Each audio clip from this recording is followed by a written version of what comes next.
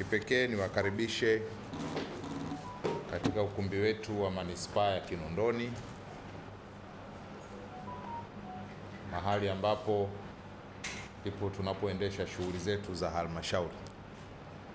Lakini kupitia ukumbi huu tumekuwa tukitangaza matukio mbalimbali yanayohusu pia timu yetu ya KMC FC, timu ambayo inamilikiwa na halmashauri ya Manispaa ya Kinondoni.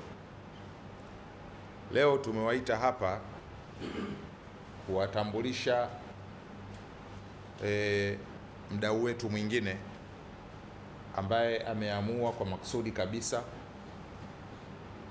kuishika mkono KMC FC, kuisapoti halmashauri ya Manispaa ya Kinondoni ambayo inaendesha timu ya mpira ambayo nimeitaja, ambayo inaendelea kushiriki kwenye ligi kuu ndani ya Jamhuri ya Muungano wa Tanzania.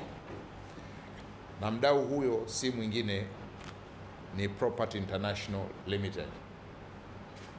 Property International Limited watapata nafasi, watazungumza.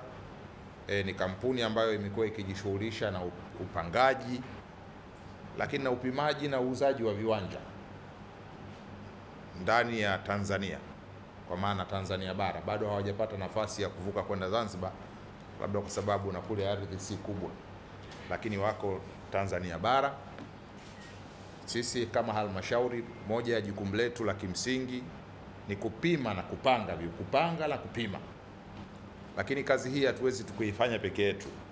Nchi hii ni kubwa, halmashauri ni kubwa. Kwa hiyo Property International Limited inafanya pia kazi hizi kwa niaba ya halmashauri. Wanapima, wanapanga na kuuza viwanja. Sasa ndugu hawa wa Property International katika kazi hiyo wanayoifanya, wakasema ni kazi ya faida. Sasa na wao kile kidogo wanachokipata wakirudishe kwa kuendeleza soka la Tanzania, na kwa kuwa wako Dar es Salaam, wapo Kinondoni, wakasema waisaidie KMC FC. Kwa hiyo nawatambulisha rasmi kwenu kwamba ni miongoni mwa tunao wadhamini wanaotusaidia kwenye ligi. Tunashirikiana nao kina Meridian na wengineo, lakini na wenyewe wakasema waje waunganishe nguvu. Kwa hiyo leo hapa tutafanya ile seremoni yetu ya kuwatambulisha rasmi, mjue kwamba na wao ni miongoni mwa washiriki katika kutudhamini timu yetu ya KMC inayoshiriki ligi kuu. Na katika huo udhamini uko wa maeneo mawili. Udhamini wa kwanza ni wa fedha taslimu. Sintazisema hapa, lakini si fedha ndogo. Sisi tunasema hakuna kidogo unachokipata. Kila unachokipata kinakusaidia. Timu inahitaji kusafiri, timu inahitaji malazi, timu inahitaji chakula ikiwa hapa Dar es Salaam na hata inapokwenda nje ya Dar es Salaam. Zote hizo ni gharama ambazo timu yetu ni lazima iziingie. Kwa hiyo wanapojitokeza watu kama Property International wanasema na sisi tunataka tuwe sehemu ya kuchangia gharama, wanatusaidia pia kupunguza kile ambacho kinakusanywa kwa ajili ya maendeleo ya halmashauri ambayo yanakwenda kwa wananchi wote.